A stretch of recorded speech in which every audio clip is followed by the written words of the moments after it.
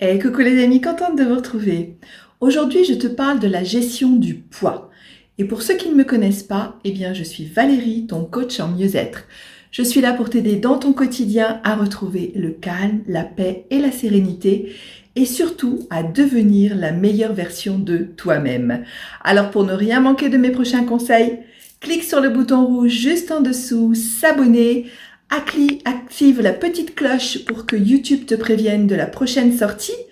Partage cette vidéo à des personnes à qui ça va pouvoir servir, car je suis sûre que tu as des amis et des connaissances pour lesquels ces conseils pourraient être très utiles. Alors n'hésite pas à les partager. Laisse-moi un petit commentaire également pour me dire comment tu voudrais que je t'accompagne plus personnellement. Et laisse-moi un petit like si tu as aimé ce conseil et cette vidéo. Au moins comme ça, je saurai que tu as aimé. Alors, aujourd'hui, comme je t'ai dit, on va parler de la gestion du poids. Eh oui, mais la gestion du poids dans deux domaines, car ce sont deux domaines qui coïncident complètement. Je vais te parler dans un premier temps de la gestion du poids, de ton poids corporel, de ton poids physique. Et ce qui en découle complètement, c'est la gestion du poids de tes émotions. Eh oui, c'est évident, mais on n'y pense pas très souvent en fait. Mais lorsque tu te sens bien, que tu es en pleine activité, que tu fais des choses passionnantes, que tu es avec des gens, où tu as du temps, où tu partages du temps de qualité, des moments très agréables, où tu es en joie, où tu es content, où tu te sens vraiment bien, est-ce que tu penses à ces moments-là, à aller quitter ce super moment pour te rendre dans ta cuisine, ouvrir le frigo et chercher quelque chose à grignoter, ou te diriger vers le placard pour manger un petit quelque chose? Alors là, je suis sûre que non. Si tu es en bonne compagnie ou que tu es en train de faire quelque chose de passionnant, que tu actives quelque chose que tu aimes faire, que ce soit la musique, que ce soit, je sais pas, de la peinture, n'importe quoi, que tu es avec des gens de qualité, que tu partages un super moment, que tu te sens super bien dans ta vie, que tu te sens même amoureux, amoureuse, que tu te sens bien, je suis sûre que non. Tu ne vas pas quitter ce moment super bien pour aller te prendre un petit encas en plein milieu de la journée ou du soir ou à un moment où ce n'est pas l'heure du repas. Tu vois, je suis sûre que tu as compris tout de suite la corrélation entre ton poids physique et le poids de tes émotions. En fait, si tu veux avoir une bonne gestion de ton poids physique, si tu ne veux pas avoir ce que l'on appelle souvent des fringales, on peut appeler ça aussi quand c'est un peu plus grave des boulimies, si tu ne veux pas avoir toutes ces genres de tentations qui te ramènent à te combler par la nourriture, et ce comblement, je ne sais pas trop si ça existe, mais ce que l'on comble en fait à travers la nourriture, en fait c'est un manque que l'on a tout simplement au niveau de nos émotions, au niveau de nos sensations. Et oui, parfaitement, si tu es bien, si tu es en joie, si tu es en amour, si tu es en passion, si tu es vraiment dans des moments de qualité, tu n'as absolument aucun besoin de combler par de la nourriture. Et donc, dans ce cas-là, tu peux manger équilibré, prendre des repas sains et tout se passe très bien. Tu n'auras pas donc de problème de fluctuation de poids et tu n'auras pas de problème de surpoids. Dès que tu te sens pas bien, tu te sens mal dans ton corps, tu te sens mal dans ta tête, tu te sens rejeté, tu te sens pas aimé, tu te sens pas à ta place, tu as peur de pas réussir la nouvelle entreprise que tu as mis en place, tu stresses, tu as peur d'avoir des problèmes, des représailles à ton boulot, peut-être même tu as peur d'être licencié, tu te sens pas à l'aise, tu te sens pas à la hauteur, tu sais pas comment tu vas t'en sortir, tu as un super challenge, là, un super défi qui te met la boule au ventre et tu sais pas comment tu vas réaliser tout ça. Je suis sûre que dans ces moments-là, à moins que tu aies d'autres addictions, mais là je parle uniquement des addictions de nourriture, je suis sûre que dans ces moments-là, eh bien, tu risques d'aller ouvrir la porte de ton frigo ou la porte de ton placard pour trouver quelque chose, pour combler cette sensation de vide, cette sensation de mal-être, cette sensation de je me sens pas bien, je suis rien, j'existe pas, je suis vide. Et là, tu vas aller chercher de la nourriture.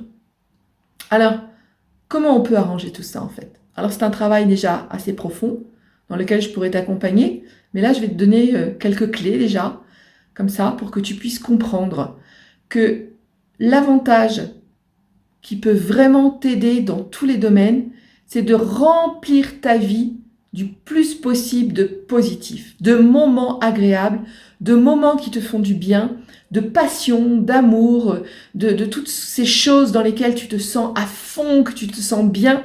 Le sport, si c'est ce que tu aimes, que ce soit la musique, que ce soit une activité autre, artistique, toutes ces choses qui te font du bien, dans lesquelles tu te sens bien, remplis-les au maximum dans ton planning, dans ta vie de tous les jours, dans ton quotidien, de façon à te remplir de cette chose positive, plutôt que de te remplir de la nourriture en surconsommation. Et oui, ça paraît tout bête, mais il faut que tu en prennes conscience. Et c'est ça le problème, c'est que souvent on n'en a pas conscience. On va aller directement ouvrir le frigo, sans réfléchir, on ne se pose même pas de questions. Là, je te demande de te faire un stop. Qu'est-ce que j'allais faire là dans le frigo? C'est l'heure de manger?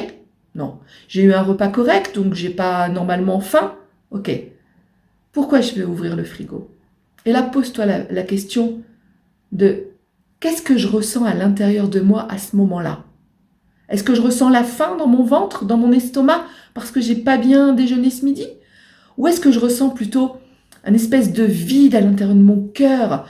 Je me sens pas bien, je me sens pas aimée, je me sens pas à ma place. Est-ce que c'est pas plutôt ça que je ressens à ce moment-là? Et si tu découvres que c'est pas dans ton estomac que ça se passe, mais que c'est dans ton cœur actuellement que ça se passe, pourquoi tu aurais besoin d'aller ouvrir le frigo? Dans ce cas-là, referme-le et consacre-toi à ton cœur. Consacre-toi à une activité, comme je te disais, qui va t'apporter du plus, qui va t'apporter des énergies positives. Consacre-toi peut-être à faire une méditation, à aller faire une balade dans la nature, à mettre un jeu, une activité avec tes enfants, quelque chose que tu n'as pas l'habitude de faire parce que tu ne prends pas le temps. Prends un bon bain, va te faire un massage, appelle une copine et pour avoir une conversation sympa ou pour aller lui proposer d'aller prendre un café quelque part. Fais autre chose que d'ouvrir le frigo et de te remplir de cette nourriture que tu crois qui te comble. Mais en fait, c'est un vide sans fond. Et c'est là où c'est le danger, parce que ce vide que tu as là, qui n'est pas comblé, qui te mène à ton frigo et à ton placard, il est sans fond.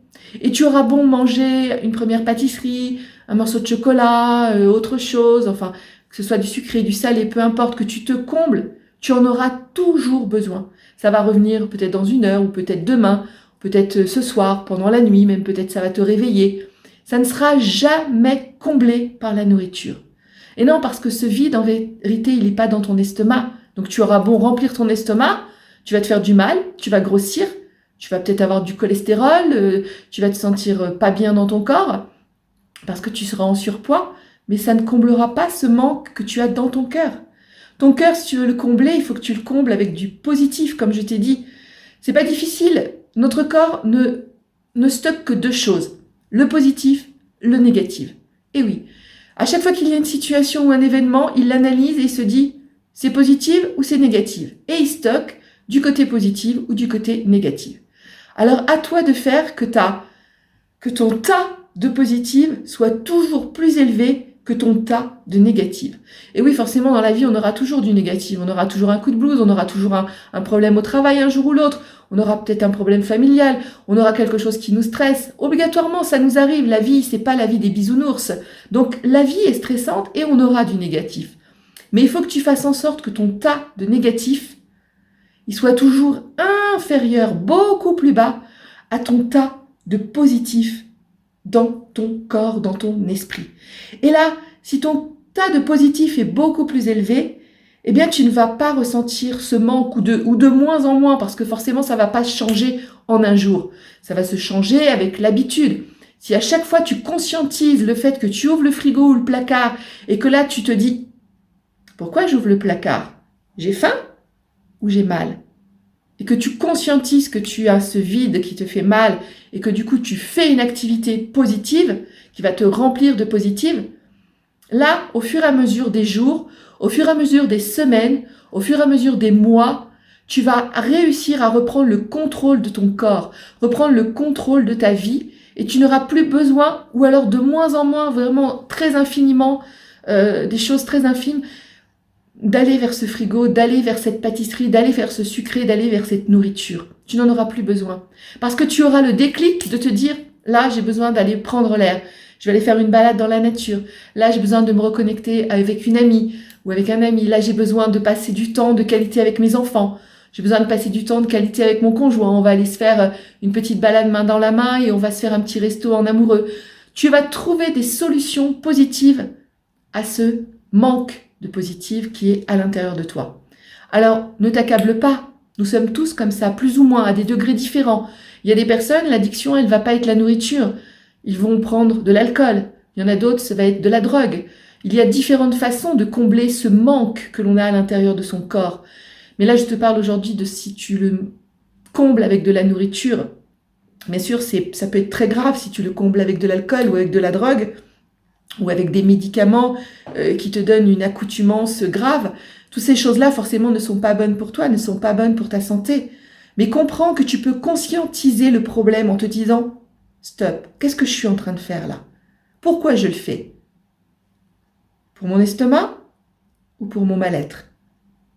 Et là, ne te mens pas. Sois honnête avec toi-même. Tu es tout seul dans ta tête. Tu n'as pas besoin de faire semblant et de faire croire aux gens que tout va bien. Tu peux te dire « Je me sens mal. Je me sens triste. Je me sens seule.